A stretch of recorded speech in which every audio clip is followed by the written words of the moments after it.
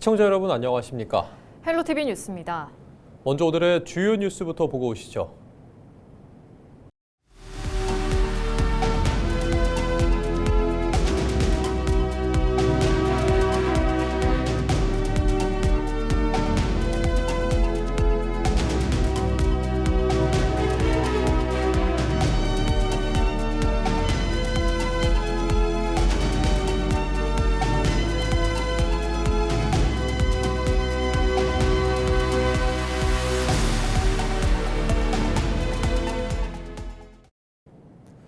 지난주 저희 전북방송은 남원시가 지리산 남천에서 점용 허가도 받지 않은 채 공사를 진행해 논란이 되고 있다는 소식 단독 보도해드렸는데요.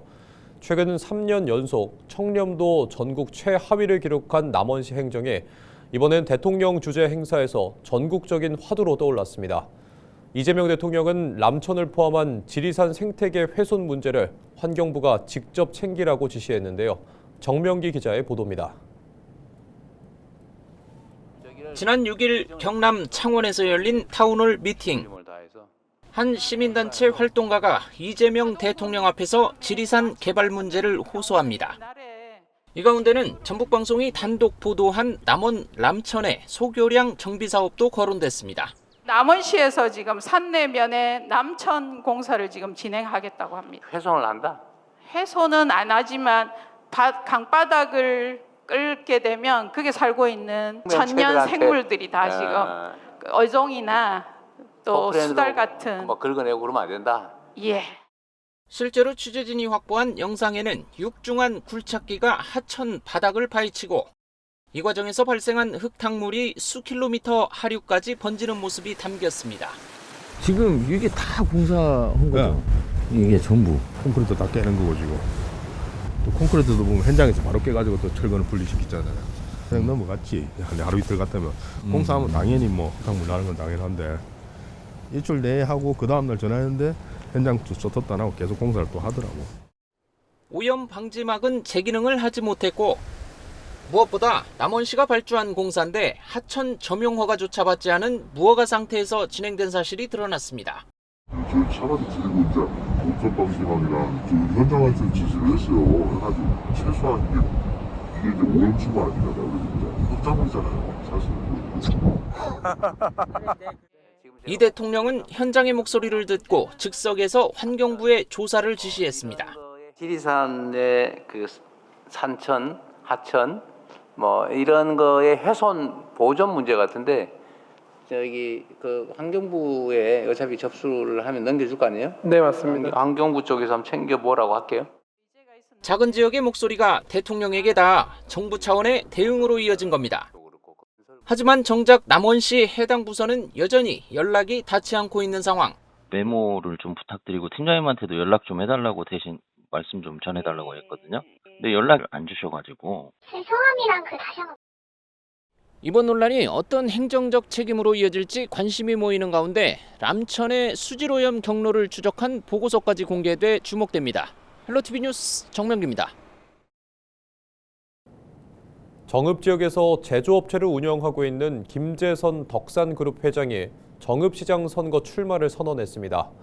김 회장은 정읍시에 삼성전자와 SK하이닉스 반도체 공장을 유치하겠다고 공약했습니다. 김남호 기자가 보도합니다. 김재선 덕산그룹 회장이 9일 정읍시청 브리핑룸에서 기자회견을 열고 오는 6월 3일 치러지는 지방선거에서 정읍시장으로 출마하겠다고 밝혔습니다. 김 회장은 정읍시의 삼성전자와 SK하이닉스 반도체 공장 유치를 1호 공약으로 밝혔습니다. 정읍은 이 반도체 공장이 올 여건이 마련되어 있는 정읍입니다. 35년 경험과 45년 정치 두 날개로 정치 인맥으로 인해서 삼성전자와 그 SK 파이넥스를 유치하여 김 회장은 25년 전 정읍 지역 농공단지에 삼성전자 공장 유치를 추진했었다면서 재추진 의지를 피력했습니다. 또 반도체 공장 유치를 기반으로 정읍시 인구 확장안도 강조했습니다. 두 공장이 유치가 되면 한 제가 알기로는 한 4만 명에서 5만 명 정도는 좀 우리 정읍에 유치가 되는 걸로 인구가 늘어날 수가 있다고 봅니다. 15만 인구를 반드시 달성하는데 최선을 노력을 하겠습니다. 정읍 출신인 김 대표는 향토기업을 운영하며 민주당 대통령 선거 풀뿌리 지방자치특별위원회 위원장과 전북기계협동조합 이사장을 역임했습니다. 헬로티비 뉴스 김나옵니다. 전북특별자치도가 올해를 인공지능 AI 로봇 산업 육성 원년으로 삼고 대규모 산업 클러스터 조성에 나설 방침입니다. 김관영 도지사는 9일 전북도청에서 기자회견을 열고 AI 로봇 산업 클러스터 조성 계획을 발표했습니다. 도는 우선 1조 원 규모의 협업 지능 기반 피지컬 AI 실증 밸리를 구축할 계획입니다. 또 김제 지능형 농기계 실증 단지와 남원 스마트 산지 유통센터, AI 로봇 실증센터 등 산업별 특화 실증 인프라도 단계적으로 조성합니다. 전북특별자치도 의회는 새만금 농생명 용지 709를 산업용지로 전환할 것을 촉구했습니다. 전북도 의회는 제424회 임시회 본회의에서 김슬지, 김정기, 강태창 도의원이 발의한 새만금 농생명 용지 709 산업용지 전환과 아리백 국가산단 지정 촉구 건의안을 채택했다고 9일 밝혔습니다. 김 도의원은 건의안을 통해 농생명 용지 709내 18제곱킬로미터의 대규모 부지가 이미 매립을 마쳤으나 활용 방안을 찾지 못해 사실상 방치 중이라고 지적했습니다. 이어 보유 면적보다 많은 산업용지 수요가 발생하는 등 농생명 용지 709를 산업용지로 전환할 이유와 논리 모두 충분하다고 강조했습니다. 8일 낮 12시 15분쯤 남원시 대강면 고리봉에서 산을 오르던 50대 A씨가 미끄러져 발목 등을 다쳤습니다. 소방당국은 헬기를 현장에 보내 응급처치를 한 뒤 A씨를 병원으로 옮겼습니다. A씨는 이날 산악회 회원들과 함께 산행에 나섰다가 일행과 떨어진 것으로 알려졌습니다. 8일 새벽 5시 반쯤 임실군 관촌면의 한 축사에서 불이 났습니다. 불은 1시간 반 만에 꺼졌지만 사냥과 염소 120마리가 폐사하는 등 소방서 추산 1억 6천여만 원의 재산 피해가 발생했습니다. 경찰과 소방당국은 불이 난 정확한 원인을 조사하고 있습니다.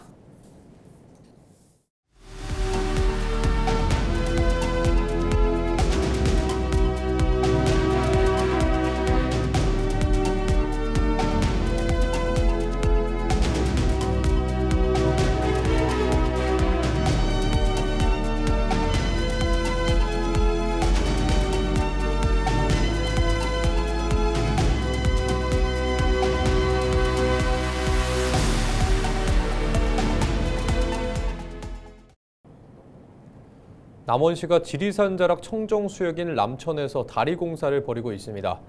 그런데 하천 점용 허가도 받지 않은 채 무허가 상태에서 공사가 진행된 사실이 뒤늦게 드러났는데요. 현장 관리 부실로 1급수 하천이 흙탕물로 뒤덮인 뒤에야 남원시는 뒤늦게 수습에 나서 논란이 일고 있습니다. 정명기 기자의 단독 보도입니다. 지난달 14일 촬영된 영상입니다. 유리알처럼 투명해야 할 지리산 람천 물길이 뿌연 흙탕물로 변했습니다. 지역 환경운동가들은 상류 공사장에서 나온 토사가 물길을 따라 굽이치며 하류인 함양군 마천면 일대까지 번졌다고 말합니다. 제가 보기엔 한 일주일 정도, 한 6일 이상 정도 걸렸어요. 공사 시작하고 나서부터 계속 토사가 내려왔다고 하더라고요. 요 밑에 가보면 토사가 이렇게 퇴적된 것도 보여요. 그러니까 흙탕물 내려가다 가라앉은 게 저 마천 맨 소재지까지 쭉 내려갈 거예요. 얼룩새코, 미꾸리 등 멸종위기종의 보금자리인 하천 바닥은 이미 침전물로 뒤덮였다는 것. 고기들이 아가미로 이제 숨을 쉬죠. 아가미로 흙탕물 들어가면 숨이 아가미가 이물질을 갖기면 고기들이 숨이 막혀 죽을 거 아닙니까? 그렇기 때문에 여기 수소곤충이나 생물들이 다 서서히 사라지는 거죠. 그런데 잠깐 하는 것도 아니고 일주일째 그렇게 했으면 어딘가는 죽은 고기도 나올 수도 있죠. 최근까지만 해도 청정 수역을 지키겠다는 의지는 현장에서 찾아보기 어려웠습니다. 공사가 잠시 멈춘 현장입니다. 하천 주변엔 공사 자재와 잔해들이 어지럽게 흩어져 있고 그 옆엔 폐기물을 임시로 쌓아둔 야적장이 마련되어 있습니다. 공사 방식도 무질서 있습니다. 육중한 굴착기가 기존 구조물과 하천의 속살을 파헤칠 때마다 뿌연 탕류가 하천을 흐려놓습니다. 유속이 빠른 청정 수역임에도 오염 방지 시설은 형식적이었고 결국 거친 준설 작업 과정에서 토사가 하류로 흘러든 겁니다. 하천 공사에 꼭 필요한 점용 허가도 받지 않은 상태였습니다. 민원이 제기되자 남원시 인허가부서는 뒤늦게 원상 복구를 조건으로 허가를 내주고 경고장을 보냈습니다. 그러나 정작 공사를 발주한 부서는 여러 차례 연락했지만 여전히 답을 내놓지 않고 있습니다. 지리산 국립공원 지역임에도 불구하고 오염원들이 많이 있는 편이고 지자체에 좀 요구했던 거는 어쨌든 규정대로 이 물이 좀 깨끗하게 유지되고 좀 주민들이 피해를 입지 않는 선에서 공사가 진행이 되어야 된다. 주민들은 이번 공사가 특정 개인 시설의 진입로를 위한 특혜성 아니냐는 의혹을 제기하는 상황. 환경보다 편의를 앞세운 행정이라는 비판 속에 지리산의 젖줄, 남천의 오염을 걱정하는 목소리가 커지고 있습니다. 헬로티비 뉴스 정명규입니다. 심덕섭 고창군수가 최근 전북 지역 한 언론사 기자 A씨를 허위 사실에 의한 명예훼손 혐의로 경찰에 고소했습니다. A씨는 지난 2022년 4월에서 5월쯤 당시 고창군수 후보였던 심군수가 사업가로부터 수천만 원을 받았다는 의혹과 고창군이 한 건설사에 수십 건에 달하는 수의 계약을 몰아줬다는 의혹 등을 제기하는 보도를 했습니다. 심군수 측은 이러한 의혹 제기가 선거를 앞둔 악의적인 보도로 보고 고소장을 제출했다고 말했습니다. 하지만 공직공익비리신고 전국시민운동연합 고창지부는 5일 전북경찰청 앞에서 기자회견을 열고 해당 의혹에 대해 경찰이 수사에 나서야 한다고 촉구했습니다.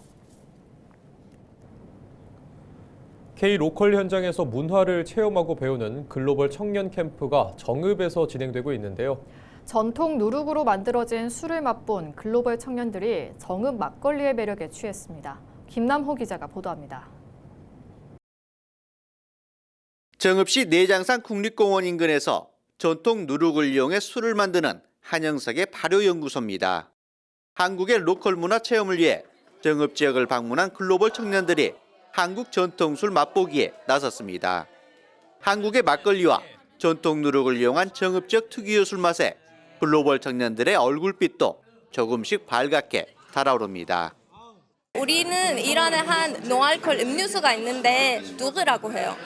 그리고 막걸리를 처음 먹었을 때 와 이게 누그랑 너무 맛이 너무 비슷할 것 같다는 그런 생각이 들었어요. 사실 제가 이란에서 술을 안 마셔봤는데 여기 와서 처음으로 마셔봤어요. 그리고 제 생각에는 맥주도 맛있는데 막걸리가 더 맛있는 것 같아요. 이곳에서는 60일간 직접 띄운 누룩을 사용해 술을 빚는데 또다시 90일간 발효와 숙성을 거치면서 맑은 산미가 느껴지는 전통주로 유명한 곳입니다. 누룩을 만들고 술을 빚는 데만 5개월이 넘게 걸립니다. 일반적인 양조장에서 만들어지는 6일, 7일 만에 완성되는 그런 술이 아니라 60일 동안 발효하고 또 30일 동안 숙성을 시키는 아주 오랜 시간 발효를 하는 그런 막걸리이고요. 상업적으로는 굉장히 마이너스이지만 맛이나 품질 면에서는 세계 속에 경쟁할 수 있는 그런 막걸리라고 생각을 하고 있습니다. 정읍 지역 쌀을 활용해 누룩을 이용한 전통주 생산 기법으로 만들어진 전통 누룩술. 정읍 누룩 막걸리가 글로벌 청년들의 입맛과 흥을 북돋아주고 있습니다. 한국 술 최고야! 네! 헬로티비 뉴스 김나오입니다.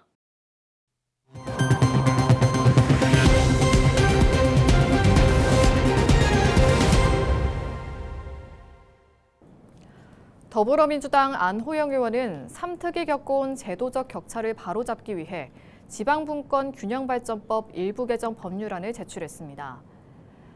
안 의원은 보도자료를 통해 현행법은 반드시 2개 이상의 광역자치단체가 초광역권인 5극을 구성해야 한다고 적시하고 있어 단일 광역단체인 특별자치도는 정부의 초광역권 지원체계에 편입되기 어렵다고 밝혔습니다.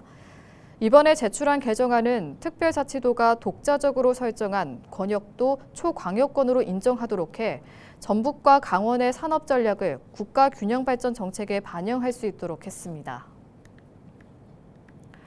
노병섭 전국교육자치혁신연대 공동대표가 전북교육감 선거 불출마를 선언했습니다.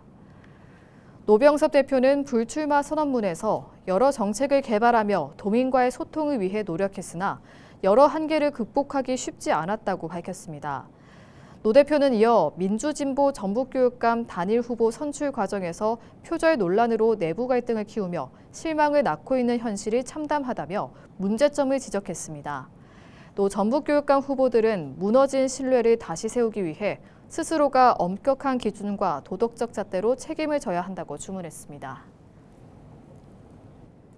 국민의힘 전북특별자치도당은 전북 정치가 한 정당에만 치우쳐 있다고 지적하며 이를 바꾸기 위해 기초의원 중대선거구제 확대가 필요하다고 주장했습니다. 그동안 선거구 획정 과정이 민주당 중심으로 고착돼 견제와 경쟁이 사라졌다는 겁니다. 도당은 선거구의 절반 이상을 4명 이상 뽑는 다인 선거구로 늘리고 각 정당은 후보를 절반까지만 내야 한다고 강조했습니다. 또한 중대선거구제가 특정 정당의 독점으로 이어져선 안 된다며 합리적인 선거제도 개혁을 촉구했습니다. 임실 군수 출마를 선언한 김진명 전 전북도 의원은 자신이 전북권에서 가장 먼저 태양광 수익을 주민에게 나눠주는 햇빛 연금 정책을 내세웠다며 일부 출마 예정자들의 공약 베끼기 발표에 우려를 나타냈습니다. 김 전 의원은 자신이 1인당 매월 100만 원을 지급하는 시스템을 1호 공약으로 제시했다며 충분한 연구와 검증을 거친 결과물이라고 강조했습니다. 또한 지방자치단체들이 전담팀을 꾸리고 수요 조사를 하는 것을 환영하며 필요하다면 연구 자료를 공유할 의향이 있다고 밝혔습니다. 이어 햇빛연금은 마을별 발전소 개념으로 추진돼야 하며 민간업자 이익 중심으로 변질돼선 안 된다고 덧붙였습니다. 김 전 의원은 지난해 햇빛배당 전국 네트워크 상임위원으로 활동하고 임실 네트워크를 출범시킨 경험을 근거로 전북권 최초 주창자임을 주장했습니다.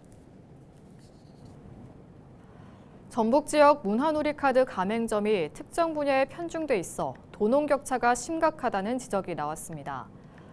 김희수 전북특별자치도의회 의원은 6일 도의회 제424회 임시회 5분 자유발언을 통해 문화놀이카드가 소외계층의 문화 향유권 보장과 도농 간 문화 격차 해소의 역할을 다하는지 점검해야 한다고 주장했습니다.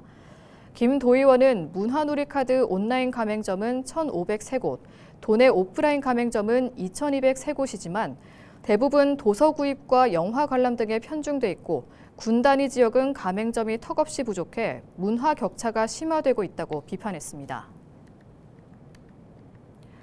정읍의 역사와 국가유산을 빛과 미디어 아트로 풀어낸 복합 전시 공간인 정읍 국가유산 미디어 아트관 1894 달하루가 6일 개관했습니다.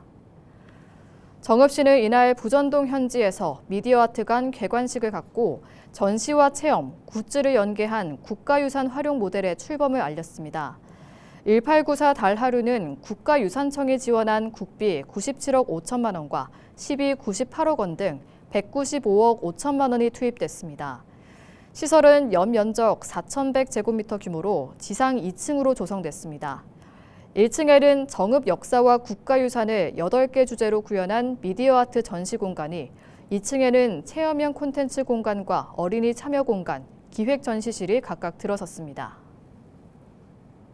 정읍의 정체성을 담은 국가유산을 빛과 미디어 아트로 재해석했습니다. 남녀노소 누구나 쉽고 재미있게 역사를 체험할 수 있도록 조성했고요. 많은 분들이 찾아와 머물고 즐길 수 있는 열린 문화공간으로 운영하도록 하겠습니다.